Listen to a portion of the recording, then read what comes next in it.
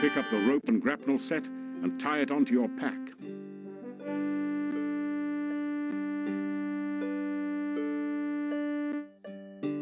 Your legs are too stiff and sore to use this right now.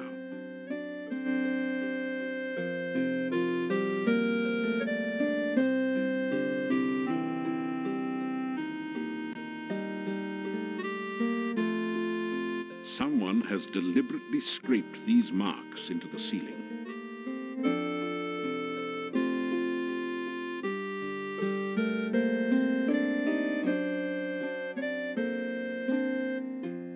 You sign your name into the adventurer's logbook with a flourish. It's almost become a habit by now.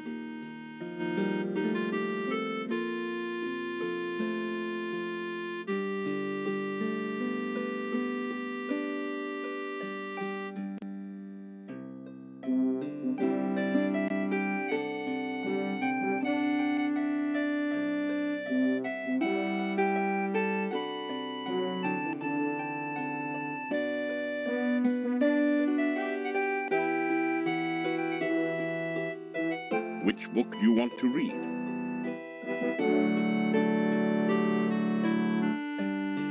The book turns out to be an advertising brochure. It says, "I, Dr. Cranium, predict that someday one of my descendants will become the subject of a major computer game. The Castle of Dr. Brain from Sierra on the Line." Jeez, how cheesy can you get? As you scan through Hero, the Journal of General Job Adjusting, you find quite a bit of information that might be useful here. There are a series of articles about the land of Moldavia. The town originally grew up around Castle Borgov. The Borgovs were the boyars, or local noblemen, assigned the role of guarding the area from invaders. The chapter on fauna describes a number of interesting creatures. The Necrotor is a vicious carnivore with big, sharp teeth. Some of the other monsters sound even more horrific. In the forest lives the Lishi, a creature known for playing practical jokes on travelers and playing riddle games, but which can also be helpful to those it likes. You learn about the Rosalka, the spirit of a murdered, unmarried woman. Such spirits are said to inhabit lakes and rivers. They try to avenge themselves by drowning any man foolish enough to approach them. You could really learn a lot by reading this magazine thoroughly, instead of just browsing through it.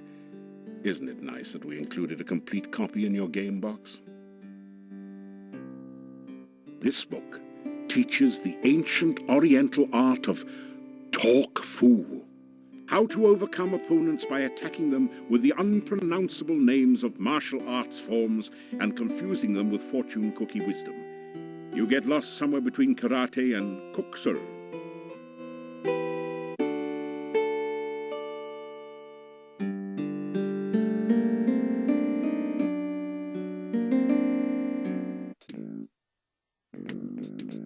You climb down the ladder into a seedy-looking room. A massive door blocks off a smaller room in the rear.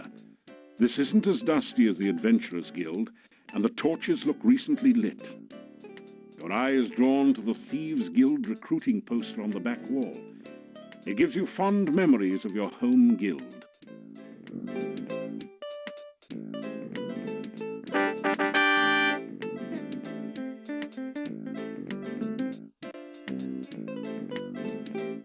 You slip the guild membership card between the doors and unlatch the lock. Your guild card. Don't leave home without it. There are a number of fascinating books about thief techniques on the bookshelves. Of special interest is the one on disarming traps. It says that with the new Mark II Thieves toolkits and a bit of skill in picking locks, you can locate and disarm almost any mechanical trap. In the section on surviving magical traps, the book suggests taking up religion. There is also a book on thief marks that tells you all about this secret language of thieves. You learn a number of new symbols and combinations.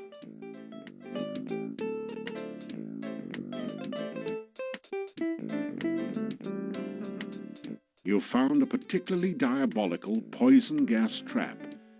Fortunately, it's just like one of those described in the book on traps, so you are able to disarm it. Ah, you found a hidden safe. Good work.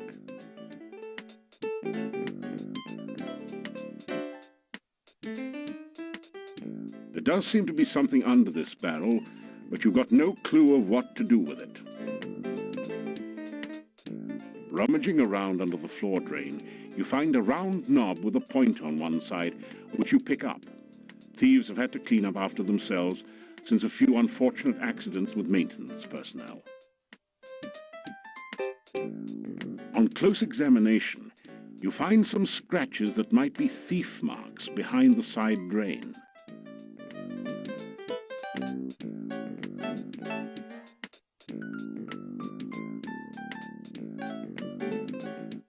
Now that you've replaced the safe knob, the Filch safe looks ripe for the cracking. You know, kind of like a walnut. To open the safe, you will need to spell out the combination with alternating right and left turns.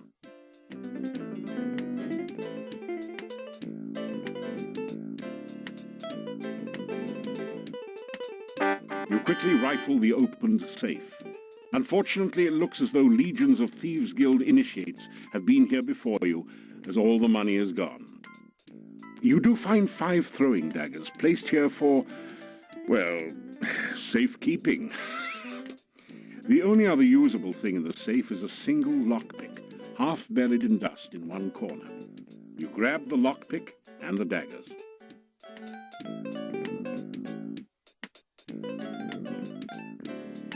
Ah, that did it. The lock springs open with a satisfying snick. Inside the desk you find a complete and hardly used Mark II Thieves Toolkit. It has all the latest facilities for opening the toughest locks, cracking safes, and disarming mechanical traps. There is one lockpick missing from the set, so you add yours to it. You also find a fancy match set of 3 throwing daggers, which you add to your collection. Finally, you find some sort of diary or logbook in the desk. The title of the book reads, Memoirs of a Master Manipulator. Modest, eh? You take it out and set it on the desk, but it's a little heavy to carry around with you.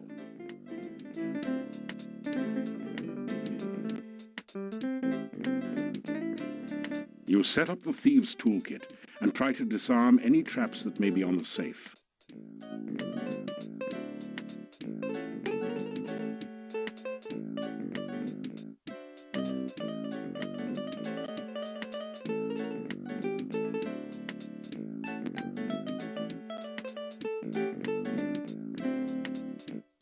You have successfully disarmed the safe. Ah, you found a hidden safe. Good work. You set up the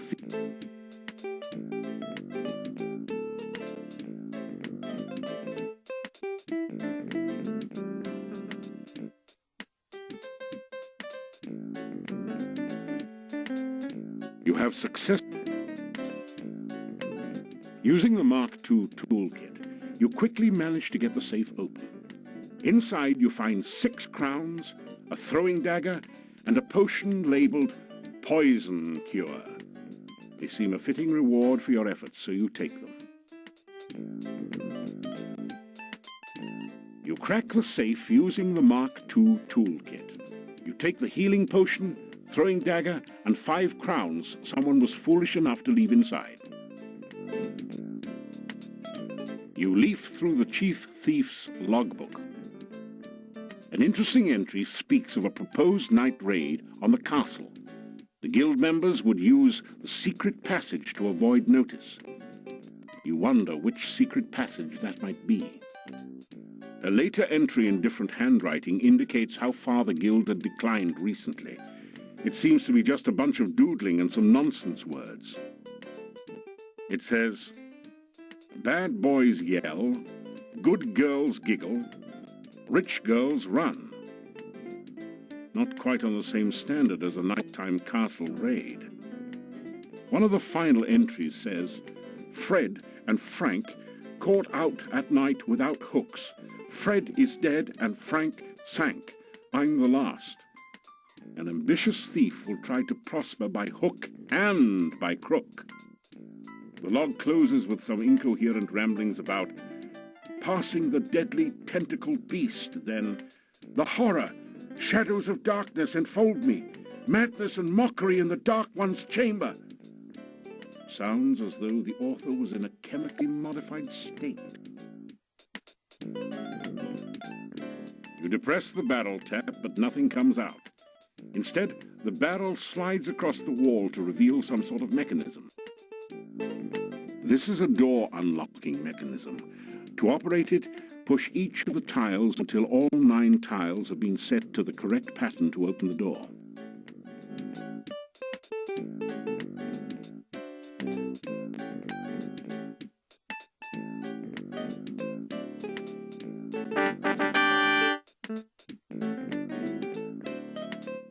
So, you found my secret passageway. You must excuse me. I'm not quite myself anymore. Oh, don't worry. I won't hurt you. It is good to talk to someone again. It has been so very long since anyone has been here. Ah, but I am forgetting my manners. Welcome to Mordavia. I am the chief thief here. I'm also the only thief here other than you, but that is beside the point.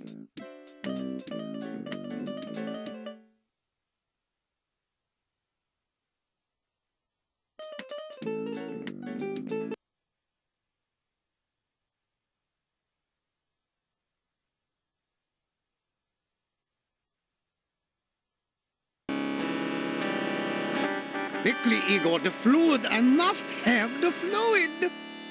Oh, excuse me. I thought it was Igor coming in to assist me. He helps out in the lab sometimes. Now then, what can I do for you? You explained to Dr. Cranium that magic is really a lot like science, and even deals with the same elements. Oh, nonsense! There's no such thing as magic. There is only science. What you call magic is simply scientific phenomena that have not yet been properly investigated and catalogued.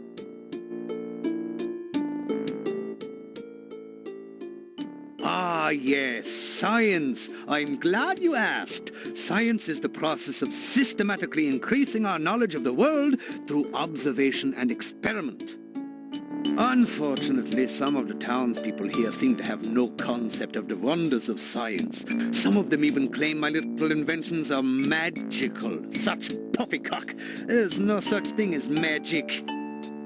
Still, the townspeople insisted that I should be able to use my magic to cure wounds and sickness. I told them that I am a scientist, not a doctor, but they wouldn't listen.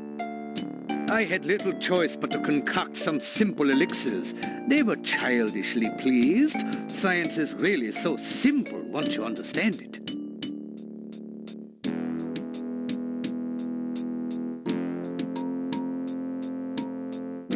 Experiments are the meat and drink of science. First, you must come up with a hypothesis based on your understanding of the scientific elements. Then perform an experiment to test the hypothesis. Afterwards, you have a pizza. Earth is for solidity and stability. Air gives freedom and movement.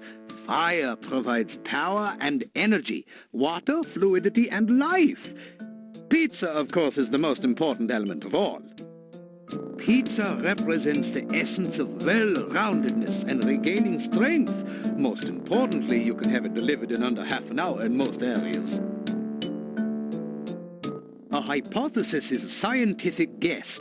One predicts the result of an operation, performs an experiment to test the prediction, then has a pizza to celebrate the result. It is very important to stay flexible, however. Sometimes the experiment may give a different result than predicted by the hypothesis. Since real scientists don't like to make mistakes, we always write the hypothesis in pencil. Pizza is a crucial ingredient in many scientific formulae. There is a nearly infinite variation in its effects, depending on whether one starts with pepperoni, mushrooms, artichokes, or plain cheese. One should always order extra pizza in case the experiment requires additional materials. Besides, science is hungry work.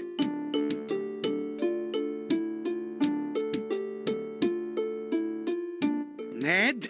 Mad? They all call me mad, but what do they know of madness? I am not mad. A bit perturbed about the world situation and how I get so little respect, perhaps, but certainly not mad.